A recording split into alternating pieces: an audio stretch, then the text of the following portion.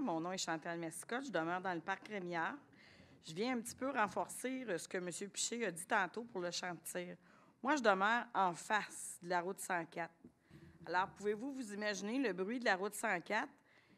Puis quand ils font le champ de tir, moi, je l'entends.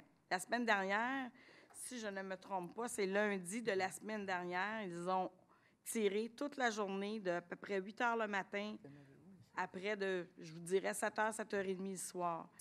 Mais moi, j'en viens à revenir à la route 104.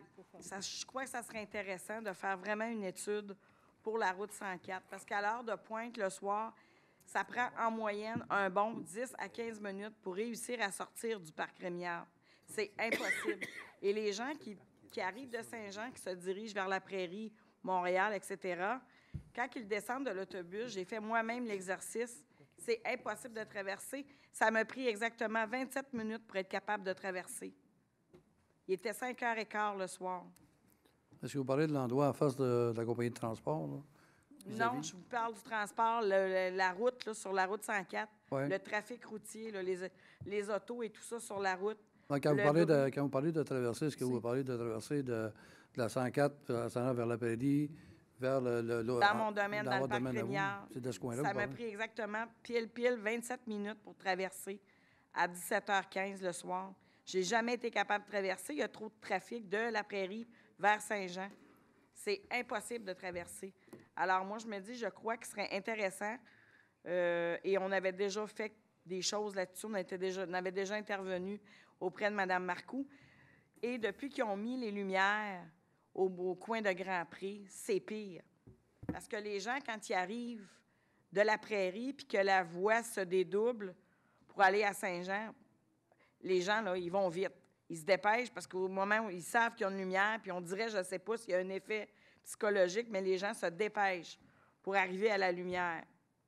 Là, quand ça arrive à la lumière, c'est rouge, là, j'ai du trafic à la queue leu-leu, là, un grand bout là, de la Prairie, je vous dis, jusqu'aux lumières. C'est comme ça continuellement.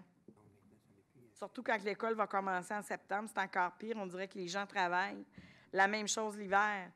Quand les gens se dirigent vers la Prairie, Saint-Jean vers la Prairie, s'il y a un accident, c'est à la queue leu-leu. C'est très, très loin, là. Ça se rend là, très loin à la Prairie parce qu'il y a trop de trafic. Et la vitesse est excessive. Le bruit, c'est... On n'est plus capable d'ouvrir nos fenêtres. Je suis incapable de m'asseoir dehors parce qu'il y a trop de bruit avec la route. Alors, je pense que ça serait intéressant, jusqu'aux lumières, de peut-être diminuer le kilométrage à 50 km/h, ce qui ferait que les gens rouleraient moins vite. Il y aurait moins d'effet, là. Sûrement, en tout cas, sur le bruit. C'est impossible. On rencontre le ministre des Transports. C'est quelque chose qu'on va adresser. Parce que je sais que, en étant plus sévère, là, parce que quand les gens tombent sur la voie 5, là, pour l'avoir voyagé souvent, à la Prairie, ils sont assez pointus. Donc, le 70 km/h, les gens... Ça me fait sourire parce que vous en allez vers Belleuil, c'est 50 km/h, il n'y a personne qui dépasse. S'il faut augmenter la sévérité, on n'aura pas le choix. Il y a une question de sécurité. Puis vous avez raison, parce que c'est une route que j'utilise fréquemment, puis c'est rendu une route qui, je pense, peut-être plus depuis l'avènement du 10-30. Il y a beaucoup de gens qui, au lieu de prendre la 35, vont voyager par la 104. C'est une route qui, dans les heures de pointe, vous avez raison que c'est par choc à par choc. Donc, on va le regarder avec la rencontre avec le ministre, là, parce que la 104, c'est une route provinciale, donc on ne peut pas intervenir. On peut intervenir au niveau de la vitesse, au niveau de notre service de police, évidemment. Là.